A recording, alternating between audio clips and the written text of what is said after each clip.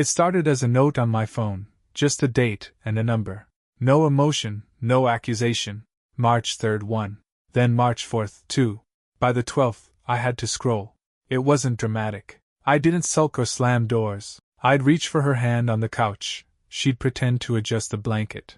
I'd lean in while brushing my teeth beside her. She'd angle away under the excuse of a crick in her neck. Every rejection was subtle, quiet, forgettable on its own. But I didn't forget.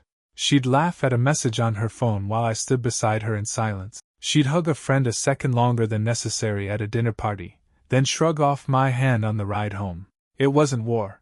It wasn't even loud. It was withdrawal, measured, practiced. The number hit 20 before I admitted I was counting. I wasn't even sure what I was measuring at first. Distance? Disinterest? But eventually the word came, dismissal. I started logging specifics. March 14th. Not now. She never looked up from her tablet. March 17th. She rolled her eyes when I asked if she wanted to watch our old show together. We've already seen it, she said. But I'd seen her rewatch entire series with her sister. Apparently, repetition only annoyed her when it came from me. Still, I said nothing. I smiled when it was expected. I did the grocery runs, fixed the cabinet hinge, paid the quarterly tax prep. She left lipstick stains on coffee cups and schedule notes in my calendar like she was still in the room. But she wasn't. Not really. When we shared a ride to her friend's birthday, she told a story from our early days, the one about the broken kayak and my terrible paddle steering, and she laughed like it was still cute. Then she turned to the group and added, "Back when he used to try." Everyone laughed, even me. But the note in my phone read, March 22nd, 29. By the 30th, the number was 40. She hadn't betrayed me. Not in any obvious way. No yelling. Just a wall. Smooth, silent, and impossible to climb. 40 small, quiet refusals. None of them loud enough to stand on their own. But together? They were a message. And the worst part was, I understood it perfectly. She always had an excuse. Always reasonable, always rehearsed. I'm just tired. Work's been brutal this week. Can I just have one night to myself? I never questioned the first dozen times. We all get worn down. We all need space.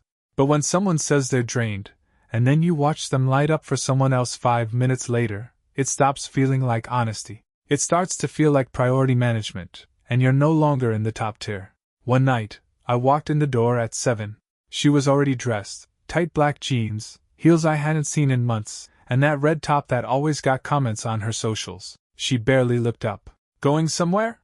I asked, keeping my tone light. She was fiddling with her earrings. Yeah, dinner with Amanda and Becca. I told you last week. She hadn't. Or maybe she had, in a passing sentence between coffee sips and app notifications. Either way, I nodded. You look great. She gave a quick, distracted smile. Thanks. As the door closed behind her, I stood there with a takeout bag in my hand, her favorite Thai place. I'd thought we might eat together, maybe actually talk. But apparently, I was the footnote again. Later that week, I heard her laughing upstairs on a video call, big, open laughter I hadn't heard aimed at me in months. When I knocked to ask if she wanted tea, she muted the call, cracked the door 2 inches and said, I'm good, thanks, then shut it again. She wasn't cruel. She wasn't overtly hostile. That would have been easier. She was just somewhere else.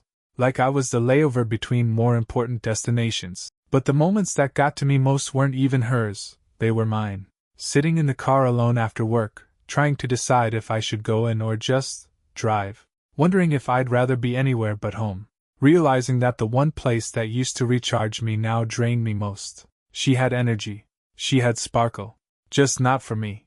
And somewhere in that quiet vacuum between her reasons and my silence, I started to believe her excuses less. Not because they were lies, but because they were selective truths. She wasn't too tired for life. She was just too tired for me. I tried talking. Not dramatic, not begging. Just honest. It was a Tuesday night. We were both home early. I'd made pasta, her favorite kind, the one with sun-dried tomatoes and cream sauce she used to request once a week. She ate 3 bites, pushed the plate away, and scrolled through her phone with her free hand. I waited until she set it down. Can I ask you something? I said, keeping my voice steady. She glanced up, guarded already. What? Do you even like being around me anymore? Her expression didn't shift. Just a blink, then a half laugh. You're being dramatic. I'm serious, I said. Lately, it feels like I'm background noise. You're always somewhere else. She pushed her chair back slightly. You always do this. You make everything into a problem. I held my hands flat on the table. I'm not picking a fight. I'm trying to understand why I feel like a stranger in my own house.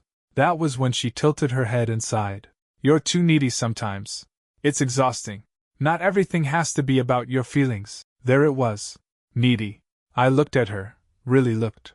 She wasn't angry. She wasn't even flustered. Just tired of the conversation before it started. I felt a hollow space open in my chest where I used to feel wanted. I'm not looking for validation, I said calmly. I just miss feeling connected. Like we're still in this together. She shook her head and stood, already done. You always need something. Attention. Reassurance. Can't we just exist without dissecting everything? I didn't respond. What could I say to that? She didn't see this as neglect. To her, it was my problem. My sensitivity.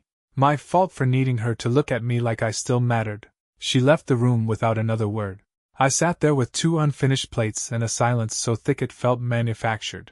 I wasn't asking for fireworks or poems, just a glance, a touch, a shared moment that said, I see you. But to her, even that had become too expensive to offer. And that's when I stopped hoping for a breakthrough. Because how do you fix something when the other person doesn't think it's broken? That night, after she disappeared into the bedroom and shut the door behind her, I stayed at the table long after the food went cold. I wasn't angry, just hollow. That kind of emptiness that echoes. I found myself scrolling through old photos, ones I hadn't looked at in a long time. Not to punish myself, not for nostalgia, but because I needed to remember that it hadn't always been like this. That I wasn't crazy for missing her, or who she used to be. There was one picture I kept returning to. We were in Asheville, on some foggy trail neither of us could pronounce. She was wearing that ridiculous beanie with the pom-pom on top, cheeks flushed, hand wrapped in mine like she had no plans to let go. She reached for me first that day. We'd stopped to watch a stream cut through a patch of mossy rock, and she leaned in, unprompted, rested her head on my shoulder, and whispered, I feel lucky with you. I remember the way her fingers squeezed mine, 3 quick pulses. Our secret code for I love you. Now I was lucky if she sat next to me on the couch without scrolling through her phone the whole time. Another memory surfaced. Late summer, back porch, glasses of cheap wine, her legs draped over mine, that lazy kind of laughter that only comes when the world feels small and safe. We used to talk for hours, about nothing, about everything. I don't know when that woman disappeared. There wasn't one big fight or some cinematic betrayal. She just faded. And the harder I tried to reach her, the further she seemed to drift. But those memories, they weren't fake. They weren't wishful thinking. She had been that person. Warm, affectionate, present. I just didn't know when she stopped reaching back. And maybe that was the hardest part. Not the coldness now, but the contrast, the before and after. Like I was still living with her face, her voice, her habits, but not her. Not really. She used to look at me like I was home. Now she looked right through me, like I was just a man who forgot to leave. I started paying closer attention, not out of spite, but clarity. When someone pulls away, you either chase them or step back and observe. I chose the latter. And that's when I saw it. She was still perfectly capable of warmth, just not with me. She'd light up when her sister called, switch effortlessly into that bright, animated version of herself reserved for people who weren't wearing a ring on her finger. She'd spend 20 minutes adjusting her outfit for brunch with friends, then come home and wear 3-day-old sweatpants around me without a second thought. I tested something. I stopped offering help unless she asked. No more unsolicited favors, no more preemptive errands. And what happened? She only spoke to me when something needed to be done. Can you call the roofer? Did you send the payment to my mom's account? Can you check the printer? It's acting weird again. No. Thank you. No casual conversation, no follow-up. Just requests. I wasn't a husband anymore. I was tech support, part-time accountant, furniture she occasionally addressed when she needed something moved or fixed. There was no hostility in her voice. Just routine. A pattern. Use, discard, repeat. One evening, I tested the other side. I came home late on purpose, dinner in hand for myself only. She looked up from the couch, surprised. You didn't text. I shrugged. Didn't think it mattered. She blinked, taken off guard for half a second. then turned back to her screen. Okay. No follow-up. No. Where were you? Not even a pretend show of curiosity. I could have been with anyone, doing anything, and it wouldn't have registered. I realized then that she wasn't even hiding it. The disinterest. The detachment. She wasn't trying to mask her distance because, in her mind, there was nothing left to hide. She had already recast me, from partner to placeholder. From someone she once admired to someone who existed simply to fulfill tasks and stay quiet. But the moment that drove it home came days later. She hosted a dinner, her friend's, not mine. I offered to help set the table, pour wine, play the role. She let me. I watched her come alive at that table, gesturing, laughing, brushing a hand across a friend's shoulder. When I made a small joke, she cut me off mid-sentence with a smile that didn't touch her eyes. "He's always like this," she said to the group. "Just ignore him." They laughed politely. I smiled too. But inside I wasn't hurt. I was done being surprised. I had finally seen the pattern. And I knew I wasn't part of her story anymore. I was just a prop she hadn't figured out how to replace yet. It wasn't just me noticing the shift anymore. The performance had cracks, and people were starting to see through them. At work, I kept things locked down. You don't show up at your team meetings dragging your personal life behind you like a rain-soaked coat. But even so, people pick up on changes. My responses got shorter, my patience thinner. I wasn't unkind, I was just somewhere else. One afternoon, I was waiting on coffee in the break room when Melissa from design came in. Sharp, observant. The kind of person who notices when someone's hair changes by half a shade. She handed me the report I'd asked for, and paused just long enough to make it feel intentional. "You seem erased lately." That was the word she used. Erased. I didn't react. Just nodded and gave a non-committal. "Yeah, long week." But the word lodged in my chest. It was too precise to be accidental. And worse, it was true. At home, I'd become so quiet, so careful, so small that even outside the house, it was showing. My voice had softened, my presence dimmed. I was ghosting myself in real time. The next day, I saw it again, this time from her side. She had some event, a rooftop networking thing, and I offered to drop her off. She hesitated. Not because she had other plans, because she didn't want to be seen arriving with me.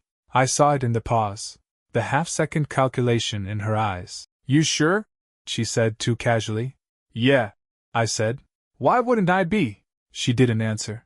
At the venue, she checked her reflection in the visor mirror, adjusted her blouse, and said, "You don't have to wait." I wasn't planning to, but I nodded anyway. She got out, didn't say goodbye. That night, I stayed up scrolling through social media. Her tag photos from the event showed up, her smile wide, posture open, laughing at something someone just said. I didn't recognize the man beside her. Didn't jump to conclusions either. That wasn't the point. The point was that version of her, the vibrant, charismatic one, was alive and well. Just not with me. People say you can't lose something you never had. But you can. Because I had her once. The warmth, the connection, the shared world. I wasn't imagining it. Now, I was the man who had to ask if I was allowed to exist beside her. And I already knew the answer.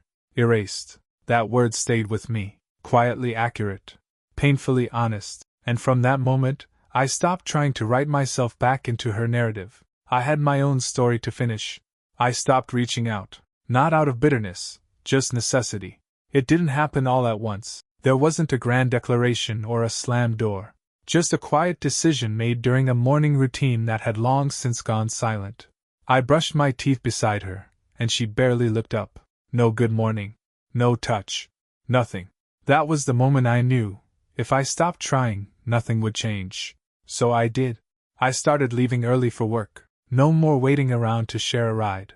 I took my coffee in a thermos and let the silence fill the kitchen like fog. In the past, I'd always asked if she wanted anything before I left. That morning I didn't. She didn't notice. At home, I stayed polite. Civil. I asked about her schedule out of habit, not care. She answered with the same flat efficiency she used to reserve for appointment calls and bank transfers. The real shift wasn't just in what I said, or didn't say. It was in how I stopped carrying the emotional weight for both of us. No more coaxing conversation.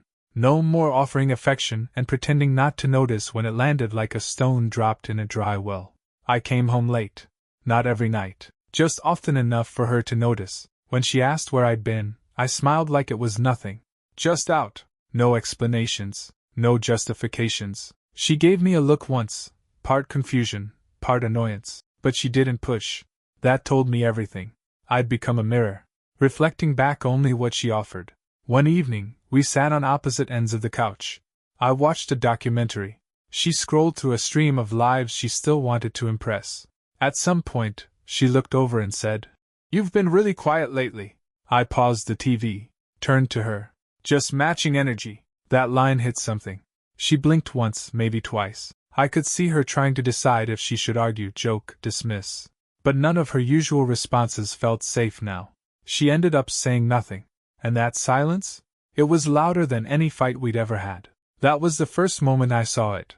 Her control slipping, even if just slightly. She couldn't read me anymore. Couldn't decide if I was hurt, angry, or gone. Truth was, I was all three. But I didn't show it. Not then. I'd spent too long pouring myself into a space that no longer made room for me. Now, I was conserving energy, preparing. She thought the power had always been hers because I'd never taken it. What she didn't realize was, I'd been handing it to her, every day, piece by piece. And now I'd stopped. It took her about 2 weeks to notice something was different, not just my silence, but the temperature of it. Before, I'd go quiet out of sadness. Now, it was discipline. Controlled, measured, deliberate. And she could feel the shift. One night, we were both in the kitchen. I was drying a pan. She was rinsing a wine glass. She spoke without turning. "Is something going on with you?" I didn't rush to answer. I finished drying the pan, hung it neatly on the rack, then said, "What do you mean?"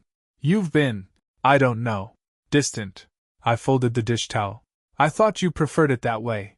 That made her pause. She turned, glass still in her hand, eyebrows slightly raised. "What's that supposed to mean?" I looked at her, not past her, not through her, at her. "It means I've been giving you the space you've made very clear you wanted." She leaned against the counter, arms folding tightly. "So you're punishing me now?" I almost laughed. "Is that what this feels like to you? Punishment?" She opened her mouth, but nothing came. That was the moment it hit her. She didn't have the same levers anymore. Guilt didn't work. Sarcasm landed flat. The usual rhythm, where I'd lean in when she pulled away, was gone. "Look," she started, trying a softer tone.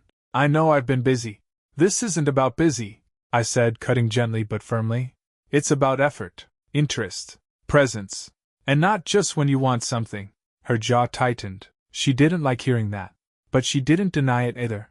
The next day, she texted me a meme we might have laughed about 6 months ago. I didn't reply.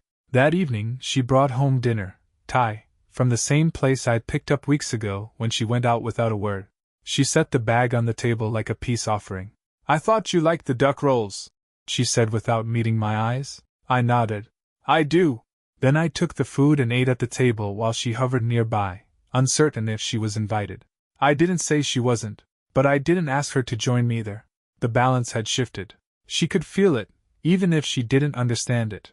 Later, as I got ready for bed, she stood in the doorway. "Are we okay?" she asked, her voice quieter than I'd heard in weeks. I looked at her for a long moment. "We're aligned, for now." It wasn't a yes. But it wasn't the old version of me either. The man desperate to fix what she didn't even want to admit was broken. She walked away without another word. And that silence? It was hers this time. The first cracks were showing. Not in the marriage, that had fractured long ago, but in her grip. She was used to me orbiting her moods, adjusting to her silence, apologizing for her distance. Now, I was still. And she didn't know how to move around that. It was a Friday night when she finally broke the script. I came home late again. Not intentionally this time, just traffic and a late client call. She was in the kitchen, pacing. Not in a frenzy, not angry. Just unsettled in a way I hadn't seen in a while. Her phone was on the counter, untouched. That alone said plenty. "Where were you?" she asked before I could even take off my coat. I closed the door, hung it up slowly. "Work ran late." She watched me like she was trying to solve a puzzle. "You didn't text?" I gave a nod. "Didn't think it mattered."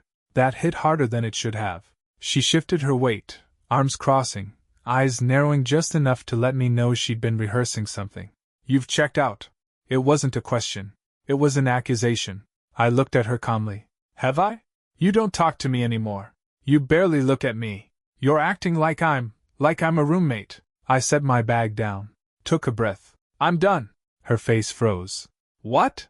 I'm done, I repeated.